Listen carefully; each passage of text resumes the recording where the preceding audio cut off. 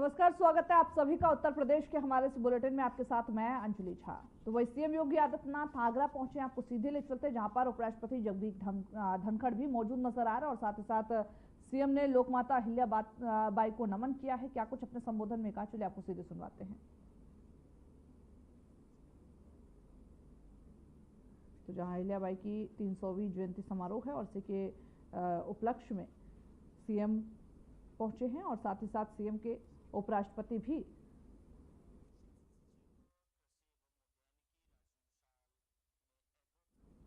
वही आज लोकमाता अहिल्याबाई को नमन करने के लिए सीएम योगी आदित्यनाथ आगरा पहुंचे हैं। वहां पर उपराष्ट्रपति जगदीप धनखड़ भी मौजूद हैं। मंच से संबोधन में क्या कुछ कह रहे हैं, आपको वो सुनवाते हैं।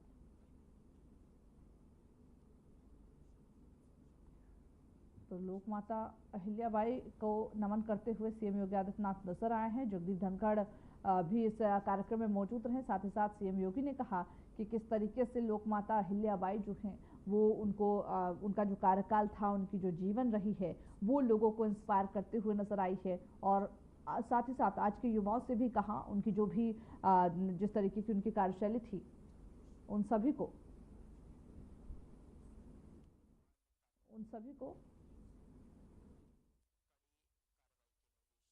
आगरा में सीएम योगी आदित्यनाथ पहुंचे थे और अहिल्याबाई के जो इस कार्यक्रम है उसमें नमन करते हुए नजर आए। वही साथ ही साथ मंच से उन्होंने संबोधित करते हुए उपराष्ट्रपति जगदीप धनखड़ का आने के लिए धन्यवाद किया। ये कार्यक्रम बेहद खास माना जा रहा है क्योंकि यहाँ पर उपराष्ट्रपति पहुंचे हैं और साथ ही साथ लोकमाता अहिल्याबाई को नमन किया गया, उनको याद किया गया, उनके जो कार्यकाल था उसको याद किया गया, ताकि जिस तरीके से ये देखा गया था कि उन्होंने क्योंकि ये 300वीं जयंती है, ऐसे में सभी उनको नमन करते हुए नजर आए हैं आगरा में जहां इस कार्यक्रम का आयोजन किया गया। तस्वीरें भी हम आपको दिखा रहे हैं। बड़ी संख्या में जो लोग थे वो वहां पर पहुंचे थे इस कार्यक्रम में उपस्थित होने के लिए और साथ ही साथ सभी के सभी जो अहिल्याबाई थी उनकी कहा जाता है कि वो बेहद दरिया दिली थी और उन्हीं चीज़ों को लेकर के उनकी जो निर्देश थे और उन्होंने जिस तरीके से समाज के लिए काम किया उन सभी चीज़ों को नमन करते हुए नजर आए हैं। आज सीएम योगी आदित्यनाथ आगरा पहुंचे हैं और इसी के मद्देनजर इस कार्यक्रम का आयोजन किया जा रहा है जिसमें मंच पर सीएम तो उपस्थित हैं ही, उसी के साथ जगदीप धनखड़ भी उपस्थित रहे। वो उत्तर प्रदेश के मुख्यमंत्री योगी आदित्यनाथ 5 जून को अपना 53वां जन्मदिन अयोध्या में मनाएंगे। इस खास मौके पर वह राम मंदिर और हनुमान गढ़ी में दर्शन पूजन कर प्रदेश की सुख समृद्धि के लिए विशेष आरती करेंगे। साथ ही वे रामलला के दरबार और अन्य जो 7 देव विग्रह हैं उनके प्राण प्रतिष्ठा से जुड़े हुए समारोह में भी भाग लेंगे। मुख्यमंत्री इस दिन विश्व पर्यावरण दिवस के उपलक्ष्य में पौधारोपण कर पर्यावरण संरक्षण का संदेश भी देंगे।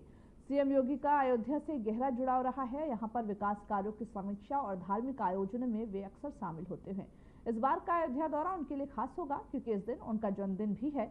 मुख्यमंत्री के आगमन और जन्मदिन को लेकर के अयोध्या प्रशासन ने जोर शोर से तैयारियां शुरू कर दी है। डीएम निखिल टीकाराम पुंडे की निगरानी में विभिन्न विभागों के सहयोग से कार्यक्रमों की रूपरेखा बनाई जा रही है। प्रस्तावित कार्यक्रमों की जानकारी मुख्यमंत्री कार्यालय को भी भेजी गई है।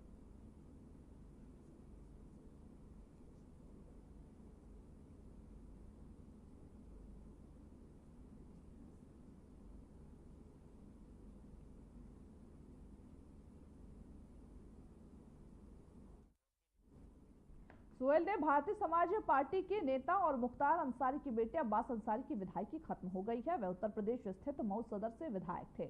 वर्ष 2022 में यूपी विधानसभा चुनाव के दौरान उन्होंने एक विवादित बयान दिया था जिसका मामला कोर्ट में गया, जिस पर कोर्ट ने उन्हें 2 साल की सजा सुनाई।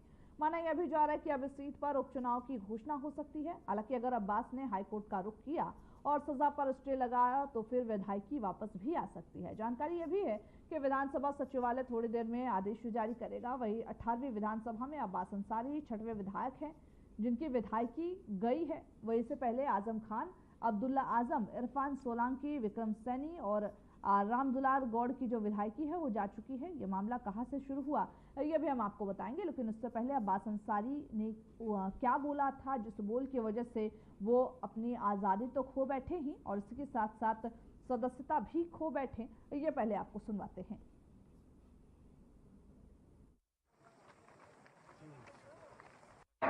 तो समाजवादी पार्टी के राष्ट्रीय अध्यक्ष आदरणीय अखिलेश यादव जी से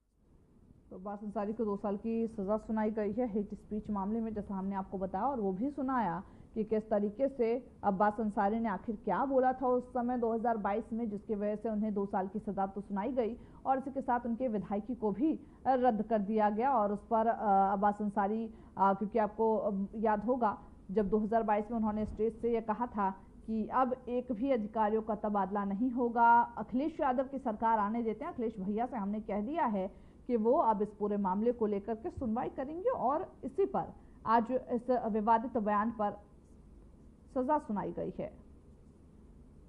तो वही मऊ से पहले विधायक थे, अब हालांकि क्या कुछ रुख रहेगा ये देखना होगा, क्योंकि अब जब अब्बास अंसारी को ये सजा दे दी गई है 2 साल की, क्योंकि देखिए 2 साल भी कुछ कम नहीं होता और उनकी जो विधायकी है उसको भी रद्द कर दिया गया। तो वही साथ ही अब आगे क्या कुछ ऑप्शंस होते हैं, क्या हाईकोर्ट की ओर रुख करते हुए अब्बास अंसारी नजर आएंगे, अगर हाईकोर्ट में भी इनको राहत नहीं मिली तो क्या करेंगे, तो क्या सुप्रीम कोर्ट जाएंगे, तमाम ऐसे ऑप्शन से जो अभी अब्बास अंसारी के सामने हैं। लेकिन आगे वो क्या करेंगे ये देखना होगा। हालांकि राजनीतिक गलियारों में इसको लेकर के हलचल तेज है, विपक्षी प्रतिक्रियाएं भी सामने आने लगी हैं। उनका कहना है कि अब्बास अंसारी ने जो बोया है वो काटेंगे और काट रहे हैं 2 साल की सजा के मामले में। आपको वो याद हो जब हेट स्पीच देते हुए नजर आए थे, जिसको हेट स्पीच करार दिया गया था अब्बास अंसारी के उस बयान को, जिस पर पूरी जो विपक्षी प्रतिक्रिया थी वो देखी गई थी। तमाम तरीके से अब्बास अंसारी घिरते हुए नजर आए थे। हालांकि अब इस पूरे मामले की सुनवाई हुई, जिस पर यह फैसला आया है कि 2 साल की सजा अब्बास अंसारी को सुनाई गई है और इसी के साथ विधायकी भी रद्द की गई है।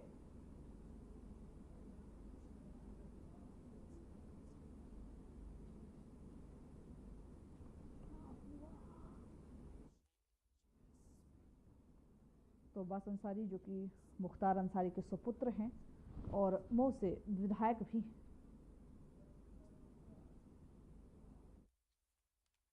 वही तो सुना आपने अब्बास अंसारी के इस बोल को, जिसको लेकर के अब्बास पर कार्रवाई हुई है। 3 मार्च 2022 की बात है जब अब्बास ने खुलेआम मंच से ये बयान देते हुए नजर आए थे, जिसके बाद घिरते हुए नजर आए। लेकिन अब ये पूरा मामला क्या है वो भी हम आपको समझाते हैं। पहले हिसाब किताब होगा, फिर ट्रांसफर होगा। ये बयान सामने आया था, हेट स्पीच को लेकर के ये बयान देते हुए नजर आए थे, जिसके बाद 2022 का क्योंकि ये मामला है जिनमें आईपीएस की धाराएं 506 लगी थी, 171 लगी थी, 186 लगी थी, 189 लगी थी, 153 के तहत 1208 जैसी जो गंभीर धाराएं थी उस पर कार्रवाई की गई थी। अब्बास अंसारी को 2 साल की सजा और 2000 रुपए उसके ऊपर जुर्माना भी लगा था। और किन किन पर सजा हुई ये हम आपको ग्राफिक्स के जरिए समझा रहे हैं अब कि आखिर इसमें कौन कौन सम्मिलित था। मंसूर अली जो कि चुनाव एजेंट थे, उन पर भी कार्रवाई हुई थी, 6 महीने की सजा दी गई थी, 2000 रुपए जुर्माना लगाया गया था। और साथ ही साथ तीसरा जो नाम था वो उमर अंसारी का था, जो कि अब्बास अंसारी के छोटे भाई हैं, जिसे अदालत ने बरी कर दिया है। तो क्या कुछ अभी तक किसको सजा मिली है ये भी हम आपको बता रहे हैं। हालांकि अब वो बताते हैं कि विधायकी रद्द होने के बाद इनके पास ऑप्शंस क्या बचते हैं। सजा के खिलाफ हाईकोर्ट जा सकते हैं, जहां पर ये अपील कर सकते हैं और अपनी जो सजा है उसको कम करा सकते हैं, और हो सकता है इससे विधायकी भी बच जाए। वो सजा को रद्द या फिर कम कराने की अपील कर सकते हैं। और साथ ही साथ उनके पास जो विकल्पों में और जो विकल्प बच रहे हैं, अगर हाईकोर्ट से भी राहत नहीं मिली तो सुप्रीम कोर्ट का दरवाजा खटखटा सकते हैं अब्बास अंसारी। वही अब्बास अंसारी की सजा पर विपक्षी प्रतिक्रिया भी सामने आने लगी है। बीजेपी प्रवक्ता राकेश त्रिपाठी ने कहा, जो बोया पेड़ बबूल का तो आम कहां से हुए। आम कहां से हुए? जब अब्बास अंसारी गुंडई की भाषा, धमकी की भाषा का प्रयोग करेंगे तो निश्चित तौर पर सजा तो भुगतनी ही पड़ेगी। और न्यायपालिका ने पूरा ट्रायल कंप्लीट करने के बाद उनको 2 वर्ष की सजा सुनाई है। लोक प्रतिनिधित्व कानून कहता है कि 2 वर्ष या उससे ज्यादा की सजा अगर कोर्ट सुनाती है तो उसी समय से उनकी विधायकी या सांसदी समाप्त मानी जाएगी, सदस्यता समाप्त मानी जाएगी। और ऐसे में ऐसे व्यक्तियों का लोकतंत्र में निश्चित तौर पर सदन में आना बहुत दुर्भाग्यपूर्ण होता है, जो गालीबाजी का प्रयोग करते हैं, जो धमकी की भाषा का प्रयोग करते हैं, गुंडागर्दी का प्रयोग करते हैं। वही मऊ से पूर्व विधायक और मुख्तार अंसारी के जो बेटे हैं अब्बास अंसारी को हेट स्पीच मामले में मऊ सीजीएम कोर्ट द्वारा सजा सुनाया गया, जिसके बाद राजनीतिक हलकों में हलचल मच गई है। वहीं इस मसले पर जब पत्रकारों ने उनके चाचा और समाजवादी पार्टी के सांसद अफजाल अंसारी से प्रतिक्रिया मांगी तो उन्होंने स्पष्ट कहा कि उन्हें इस बारे में फिलहाल जानकारी नहीं है। सांसद अफजाल अंसारी उस समय गाजीपुर में विकास कार्यों को लेकर आयोजित दिशा समिति की एक महत्वपूर्ण बैठक में अधिकारियों और जनप्रतिनिधियों के साथ शामिल हुए थे। बैठक के बाद जब मीडिया ने उनसे अब्बास अंसारी की सजा को लेकर सवाल किया तो उन्होंने कहा कि मुझे अभी इस बारे में ठीक से जानकारी नहीं है, मैं पूरी बात जानकारी लूंगा, उसके बाद ही कुछ कह पाऊंगा।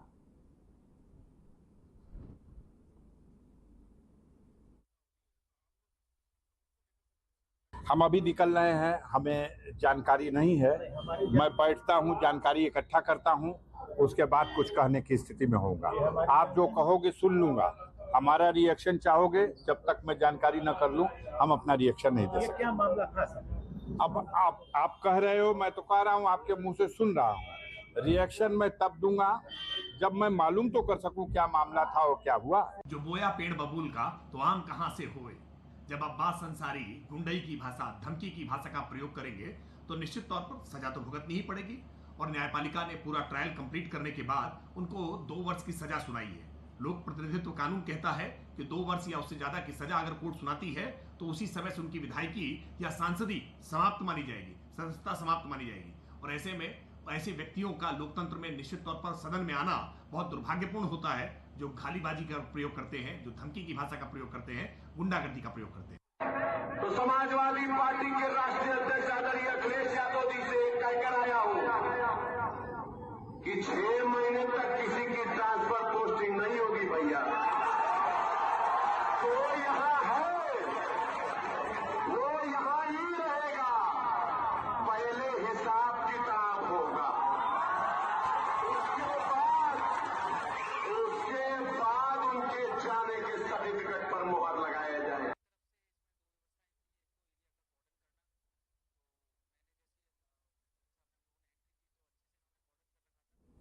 वही कन्नौज में पाल चौराहे का नाम अब लोकमाता अहिल्याबाई होलकर के नाम पर होगा। यह ऐलान प्रदेश सरकार में मंत्री असीम अरुण ने चौराहे पर पहुंचकर किया।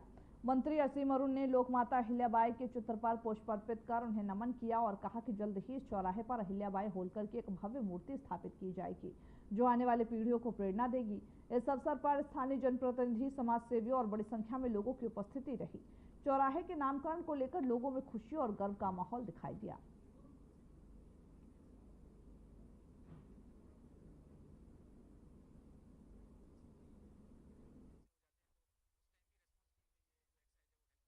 हम लोग पाल चौराहे पे खड़े हैं इस समय। इस चौराहे को रानी अहिल्याबाई होलकर पाल चौराहे के रूप में नामांतरित किया गया है। ये हम सब की सहमति है। और इसके साथ साथ यहाँ पे अतिशीघ्र हम लोग एक स्मारक बनाएंगे, एक आदमकद से भी बड़ी रानी जी की मूर्ति लगाएंगे, क्योंकि ये कन्नौज नगर का प्रवेश द्वार है और पूरे कन्नौज जिले की बात करें तो केंद्र है। ये सुशासन की प्रतीक, सनातन धर्म को आगे बढ़ाने वाली, संरक्षा देने वाली रानी अहिल्याबाई होलकर जी की स्मृति में यह निर्णय लिया गया है। इस काम को हम लोग अतिशीघ्र पूरा करेंगे।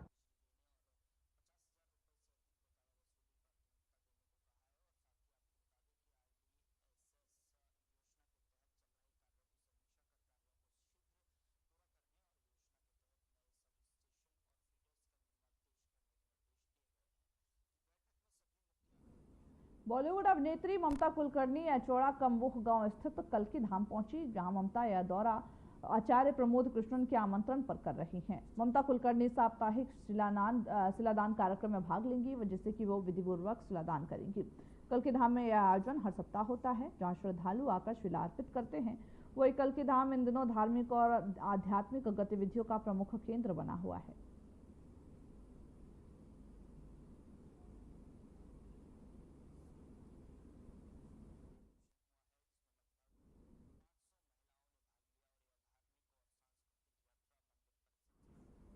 खबर अमरोहा से, जहां पर जनपद के मंडी धनौरा क्षेत्र में उस समय तनावपूर्ण माहौल बन गया जब बजरंग दल और विश्व हिंदू परिषद के कार्यकर्ताओं ने 3 महीने से लापता हिंदू युवतियों के बरामदगी की मांग को लेकर एसडीएम कार्यालय पर जोरदार प्रदर्शन किया।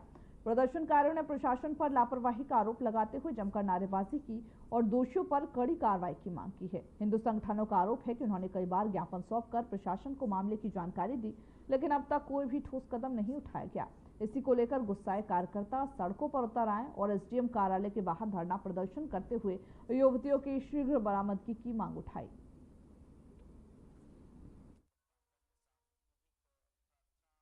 नहीं है। हमने उप जिलाधिकारी महोदय को ज्ञापन सौंपा है। धनौरा तहसील की लगभग 10 से 15 लड़कियां गायब हैं पिछले 1 महीने से, और 2 लड़कियां तो ऐसी हैं जो 3-4 महीने से गायब हैं। पुलिस प्रशासन उनको पकड़ने में बिल्कुल नाकाम है। रोज आए दिन 1 हफ्ते का समय, 10 दिन का समय ये लोग मांगते हैं। एक लड़की चुचाला कला की हिंदू समाज की लगभग 7 फरवरी से गायब है। बछाई थाने में ढेरी बिजू की लड़की गायब है, मुसल्लीपुर की है, धनौरा नगर की है, तोमड़ा की है। ये सब लड़की ऐसी करके लड़कियां सब लोग ये लापता है। ये परिजनों को भी नहीं पता और लोगों को भी नहीं पता ये लड़की कहाँ की जिंदा है, मर गई, आसमान खा गया, इनको धरती निकल गई। और ऐसे ही इसको हमने ज्ञापन एसडीएम महोदय को सौंपा है। 1 हफ्ते के अंदर अगर लड़की बरामद नहीं होती है और इनका कुछ पता नहीं चलता है तो हम तहसील में ही हम लोग धरने प्रदर्शन का अनिश्चितकालीन के धरने प्रदर्शन करेंगे।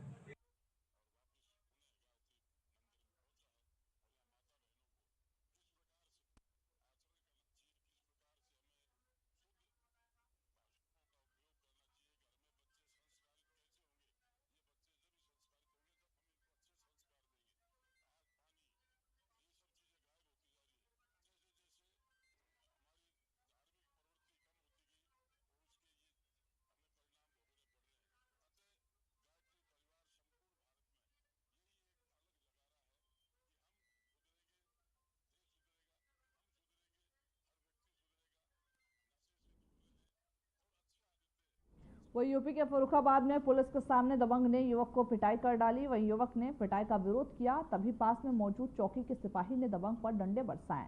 मारपीट का ये वीडियो सोशल मीडिया पर वायरल हो रहा। दरअसल ये पूरा मामला फतेहगढ़ कोतवाली क्षेत्र के कर्नलगंज चौकी का बताया जा रहा।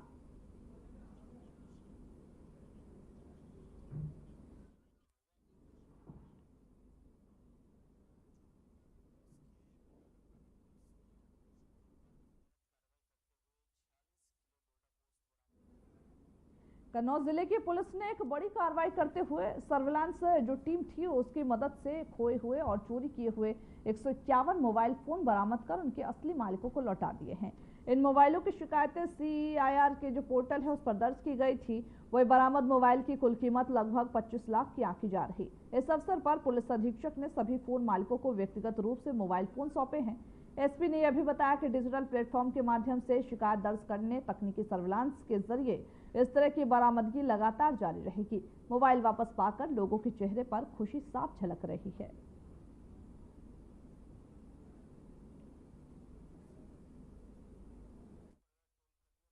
देखिए, हमारी सर्विलांस टीम और साइबर क्राइम की टीम ने जनपद में विभिन्न थाना क्षेत्रों में खोए हुए लगभग 151 मोबाइलों को, जो विभिन्न थाना क्षेत्रों से गुम हुए थे, पिछले 3 महीने में उनको बरामद करके आज उनके वास्तविक धारकों को दिया गया है।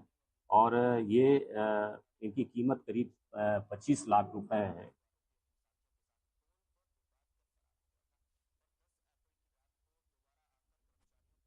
वही भारतीय जनता पार्टी जिला कार्यालय पर पुण्य श्लोक माता अहिल्याबाई होलकर की 300वीं जयंती के अवसर पर एक भव्य गोष्ठी का आयोजन किया गया, जिसमें राज्यसभा सांसद और उत्तर प्रदेश के पूर्व उप मुख्यमंत्री डॉक्टर दिनेश शर्मा मुख्य अतिथि के तौर पर शामिल हुए।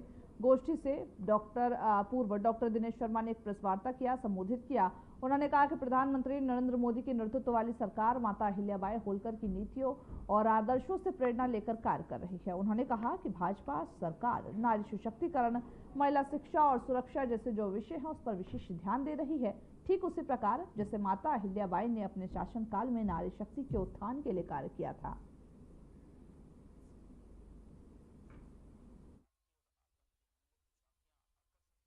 आज पूरे भारतवर्ष में एक उल्लास है। उल्लास इस बात का है कि नारी सशक्तिकरण का परचम लहराने वाली महारानी अहिल्याबाई होलकर का 300वां जन्मदिन है, जन्म जयंती है।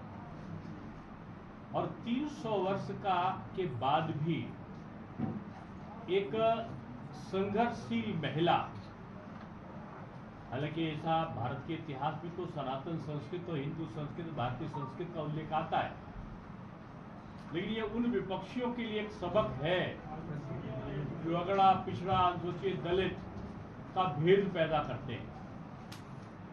एक अगर आज की परिभाषा देखते तो धनगर गणितीय समाज एक जिनको आप पिछड़ा, अनुसूचित, किसी जगह कुछ और आप बुलाते हो, उस समाज की एक साधारण सी महिला जो सूबेदार परिवार पे ब्याही और उसके बाद पति की मृत्यु, दामाद की मृत्यु, दामाद के बाद पुत्री की मृत्यु, पुत्री पति के वियोग में सती हो जाती है, उसके बाद जिस उत्तराधिकारी जिसको बनाते हैं उनकी मृत्यु, नाती मौजूद था उसकी मृत्यु, और इन सारे जो झंझावात था उसके बाद भी उस वीरांगना के द्वारा न केवल शासन सत्ता का विस्तार किया गया,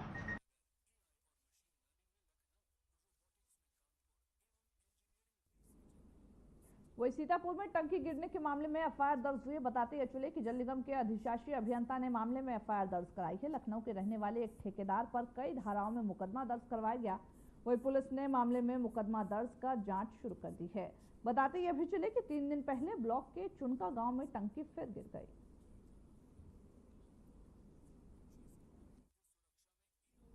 तो चलिए खबरों के हमारे इस बुलेटिन में बस इतना ही। मुझे दीजिए इजाजत। नमस्कार।